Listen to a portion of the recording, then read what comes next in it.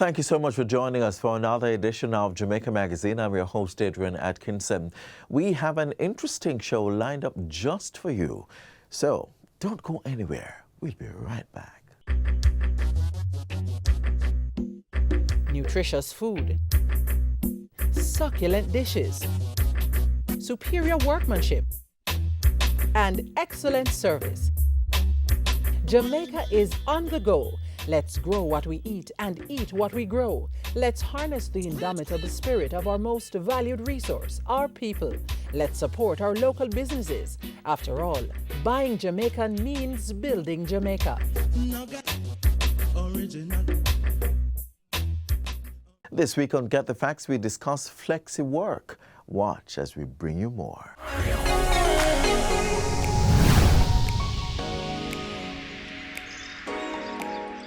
Welcome to Get the Facts, the program that provides you with information on government's policies and initiatives. I'm Theodore Henry. All the world's a stage, and all the men and women merely players. They have their exits and their entrances, and one man in his time plays many parts. One way to help him play these parts could be with flexi-work. To help us dissect this topic is Divisional Director of Industrial Relations and Allied Services at the Ministry of Labour and Social Security, Gillian Coronas. Welcome to the program, Ms. Coronas. Thank you so much. It's a pleasure to be here. Great. So let's jump right into getting the facts.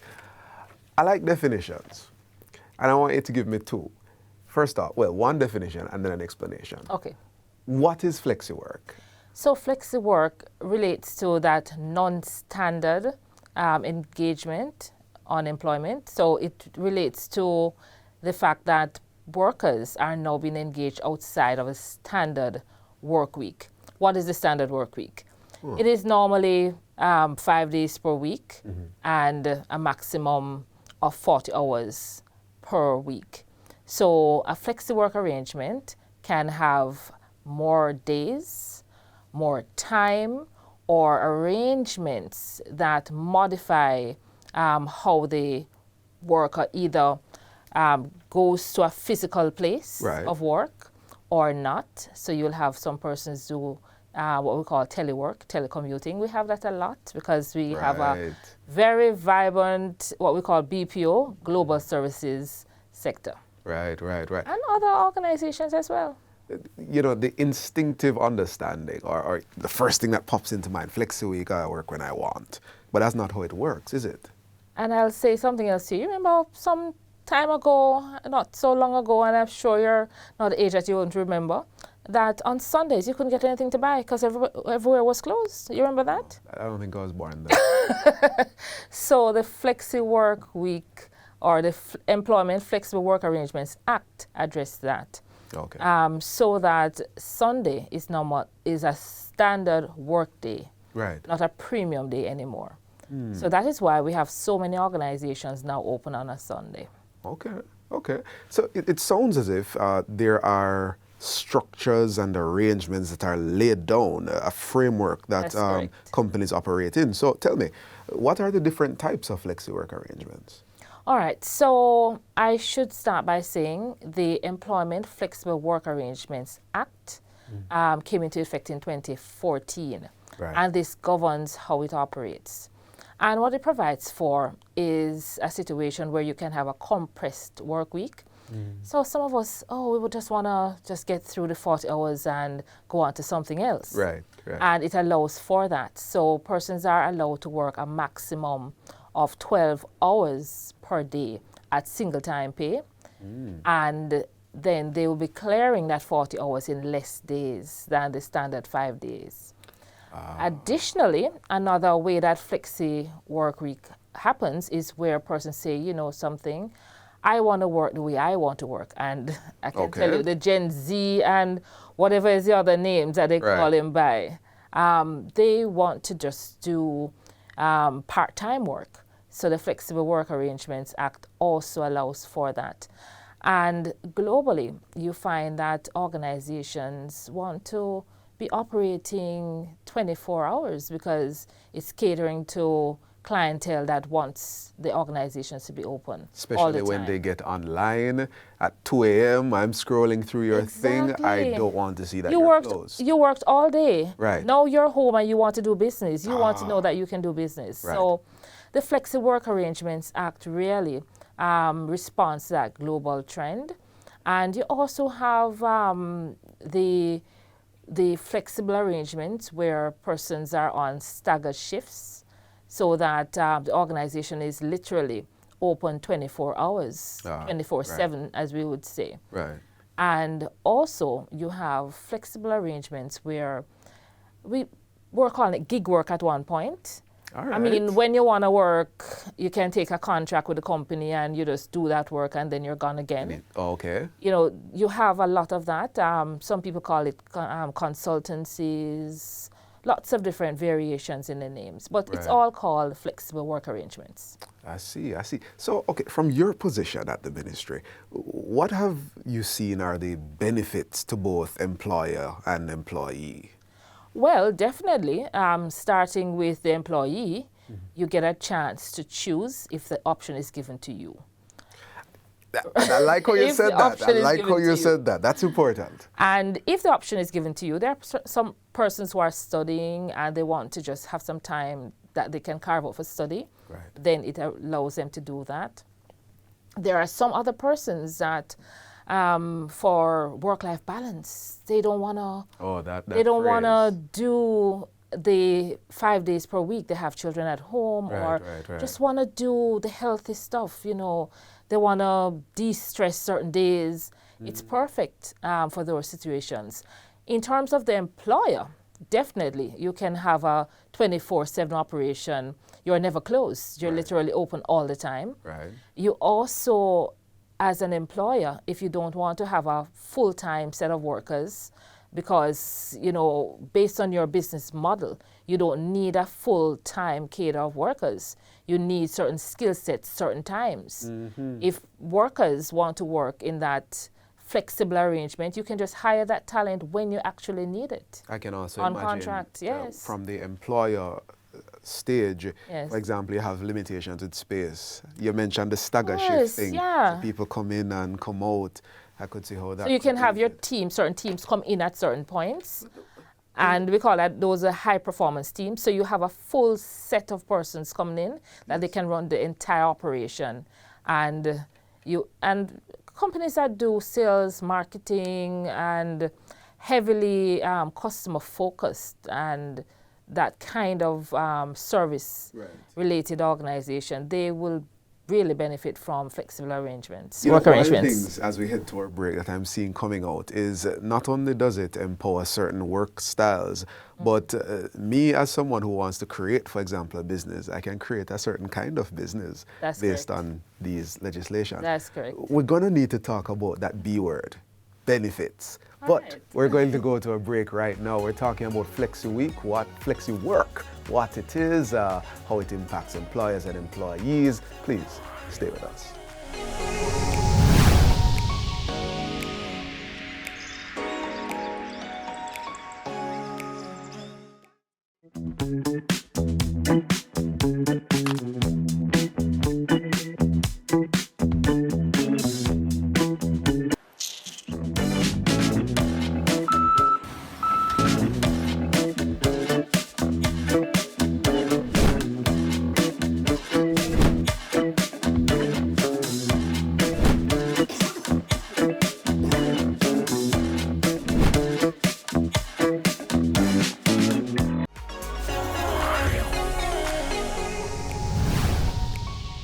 Welcome back to Get the Facts. We're continuing our discussion on Flexi Work. Our guest is Gillian Corodas, the Divisional Director of Industrial Relations and Allied Services at the Ministry of Labor and Social Security. Now, Lady Gillian, right before the break, I mentioned that we're going to talk about the B word. Because Flexi Work, it sounds nice and great, but people like their benefits.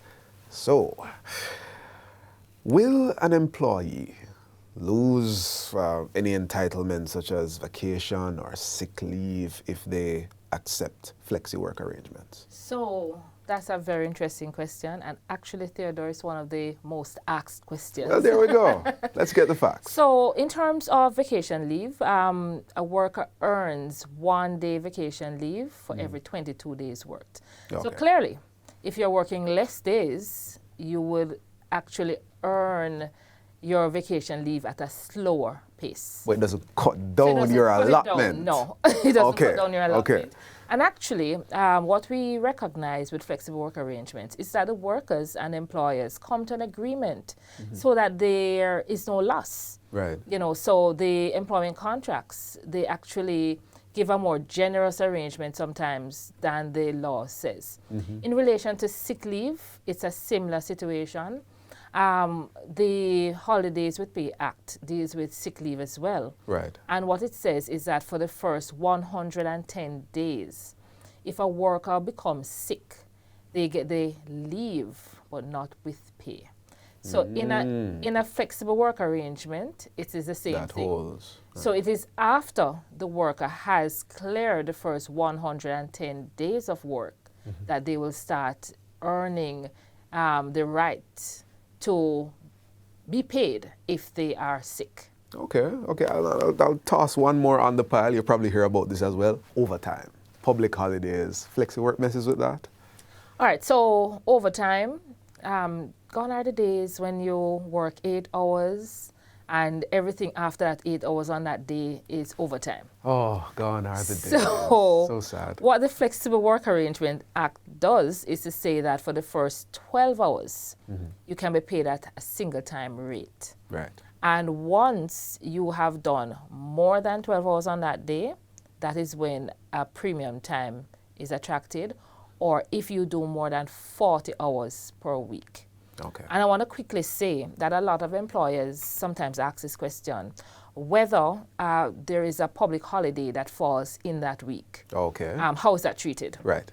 So the quick answer is if the person worked the day immediately preceding or immediately succeeding the public holiday, and they would have normally worked on a public holiday, Right. then they are to be paid if Okay. they are a worker. Okay. Unless there's some other hybrid arrangement, but normally they will be paid in those circumstances. It sounds like the employers. And if an employer is not sure, Yeah. always call the Ministry of Labor and Social Security. Well, thank you for the helpline. It does sound like it's very important for the employees and the employers to ensure that things are worked out properly. That's correct. Because I don't know if you get this question a lot either. I think you would though. But is an employer required by law to offer flexi work arrangements? Oh, certainly not. It is an option that a business may exercise. Right. And we find these days that more businesses want to do this because they're catering to the changing world of work, yes. Can I jump in right here? You said certainly not. And if you would like to as an employee, but is it something you apply for or you just decide to take advantage of You're it? asking for the employer. Right. So if the company wants, Right. it's forced to do it. The company is not forced to do it. So I'm asking, how do I go about doing it as a company? If a company wants to do it, Right. it will be based on the business model that you are wanting to do, the preference. If it is that you are in an industry that your competitors are doing that, you know, it gives you the opportunity to be open more hours, longer hours, to have talent when you need them rather than to be paying all of these persons. You can have certain special skills employed for short periods of time or certain days per week. So I can just decide to use this in my company? You can. Okay.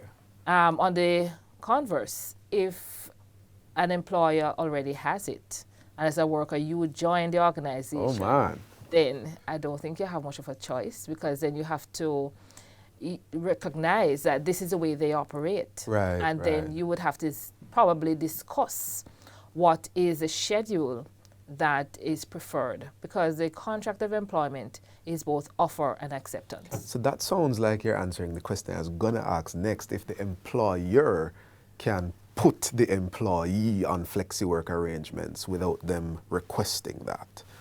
Well, if it is that they were not having that arrangement at the time the person joined, Of employment, right. at the time of employment, then the employer cannot force that worker. The worker would have to agree, and there's some forced agreement. That is not what I'm talking about. Okay. There has to be a mutual agreement.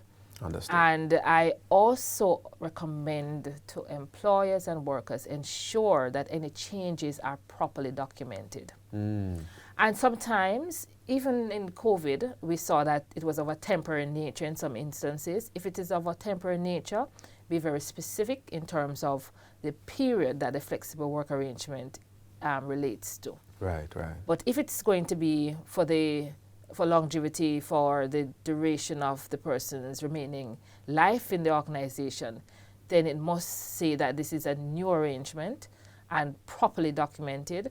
The employee should have a copy of this new contractual arrangement. Right, right.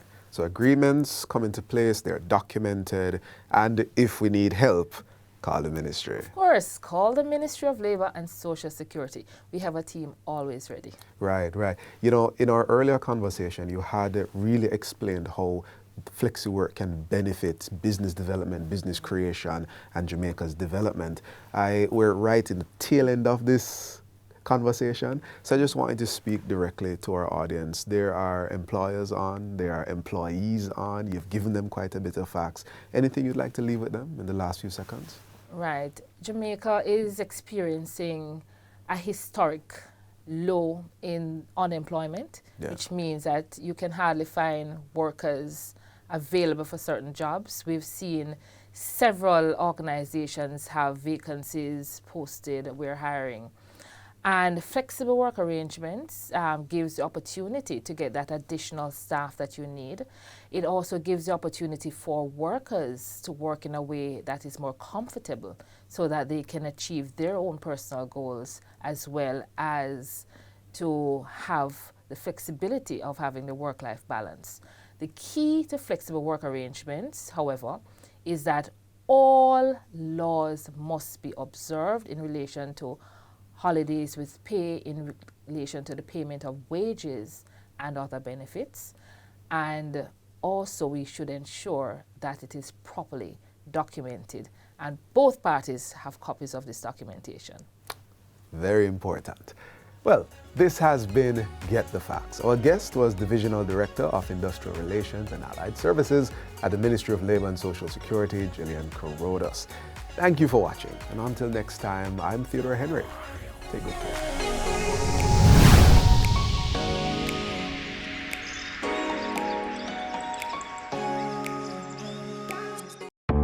Residents of St. James, let's continue the conversation on building Jamaica. Join Prime Minister Andrew Holness for a town hall on housing and land on Thursday, August 31, starting at 6 p.m. at Harmony Beach Park, Montego Bay. Join us on location or watch and share your questions and thoughts on the JIS and OPM social media platforms. Come for the discussion on housing and land. Building Jamaica. We want to hear from you.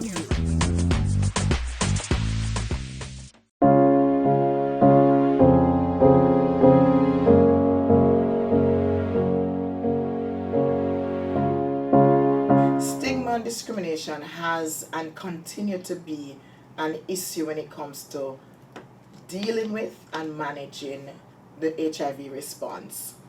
What we have found is that while we have treatment that is free, while we have health facilities across the country that allows services to be available and accessible, we also have the Jamaica AIDS Support for Life that also provides services for people living with HIV. We still find that persons are still afraid to access the services. And this issue is related to what they think or what they perceive or what they think is real when it comes to being discriminated against. So discrimination is persons are being treated in a disrespectful way. They are being asked questions that are not necessarily relevant for the reason why they're in the space that they're in and when they're asking for services. And these are concerns that we have had over the years.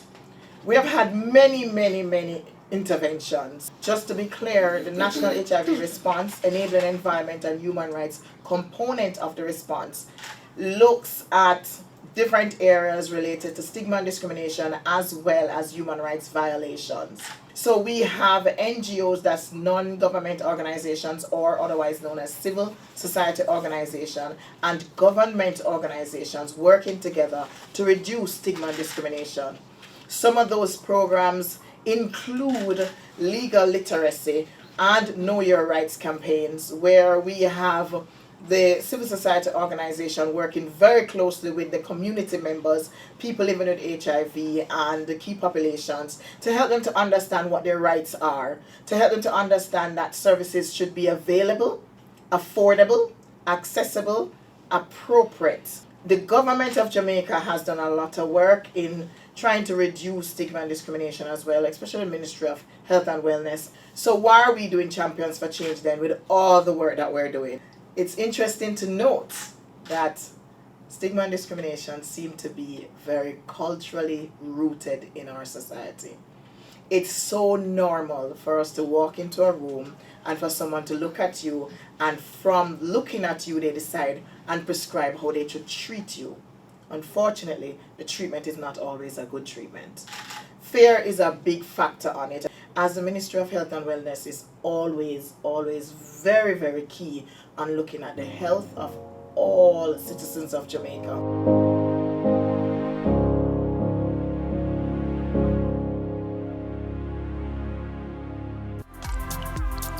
Virgin, the road signs make the traffic environment safe. The green light means go. Red means stop. Amber also means stop. Yeah man, it don't mean you must speed up. And get this, even if the light's on green, when the traffic is thick, don't bother move off and block the intersection. And please, don't stop on a pedestrian crossing. Look out for children, the disabled and the elderly. Follow the signs so they all can arrive alive. Be a good road user. Obey the road signs and look out for each other. In this next feature, we highlight a cultural staple that hurls artists into the national and international spotlight.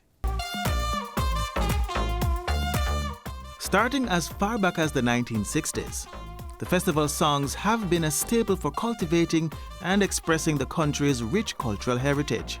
The festivals were created to generate original music that would capture the spirit of Jamaica and celebrate the nation's sovereignty. The competition provides a platform for local musicians to showcase their talent and contribute to the preservation of Jamaican music. Thus far, it has been the launching pad for many successful careers, hurling artists into the national and international spotlight. A lot of our established artists came out of it. You know, Toots, Ernest Smith, even Bob Marley entered it one year.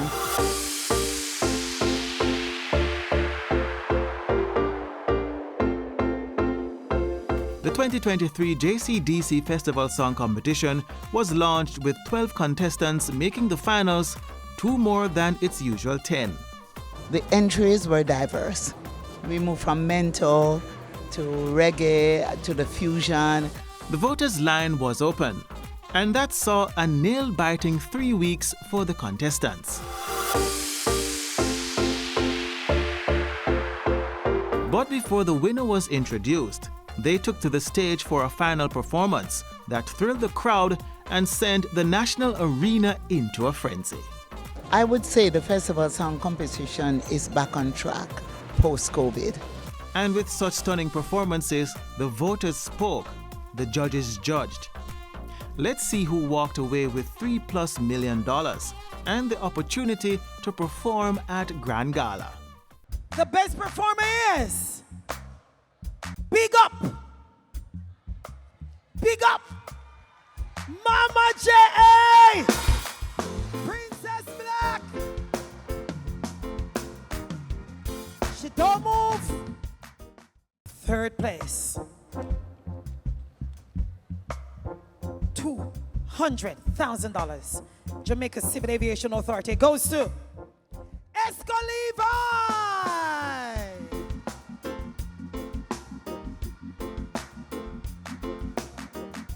Congratulations. Congratulations.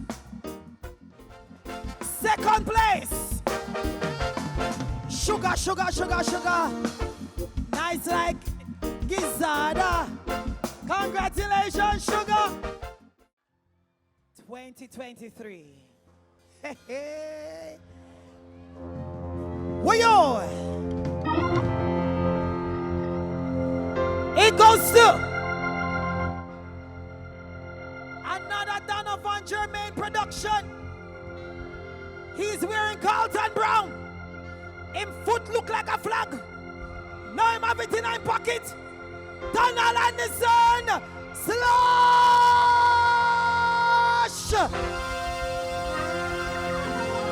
Congratulations. What a beautiful thing.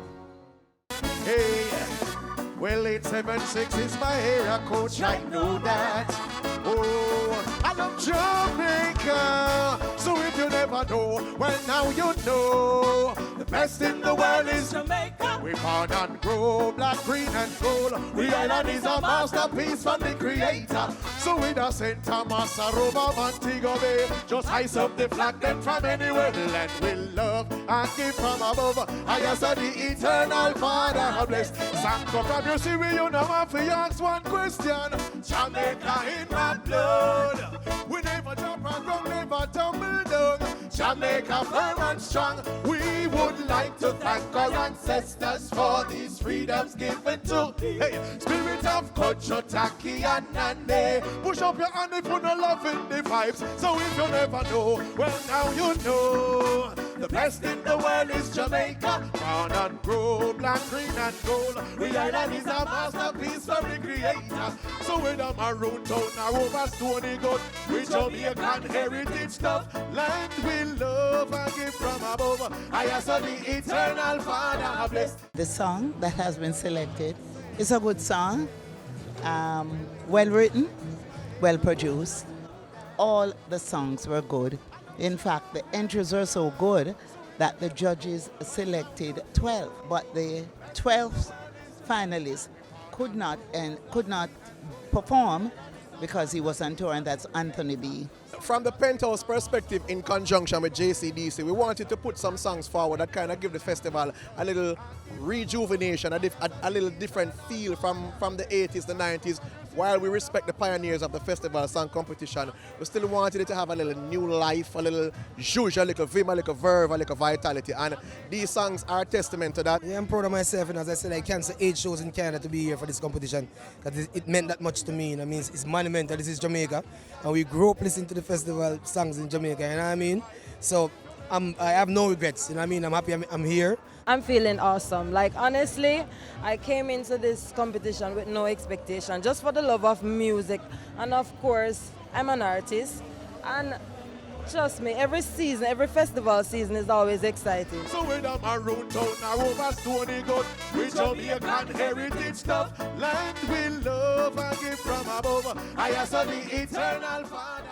The JCDC, an agency of the Ministry of Culture, Gender, Entertainment and Sport, is nurturing talents through the yearly Jamaica Festival Song Competition. This platform continues to be a major accomplishment as the government looks to revitalize the competition and provide the biggest platform possible, not only for the JCDC, but for the finalists and our music. I want to encourage Jamaicans abroad to also enter the competition. Hey, if you never know, well now you know. Sing! The best in the world is Jamaica. And just like that, we're signing out for today. But do not worry, you can re-watch this offering or other content like this by visiting our website, jis.gov.jm. Do join us again tomorrow on the same station as we bring another informative, educational and entertaining package of Jamaica Magazine. On behalf of all of us here at the GIS, I'm Adrian Atkinson, thanking you for watching. This has been a production of the Jamaica Information Service, the voice of Jamaica.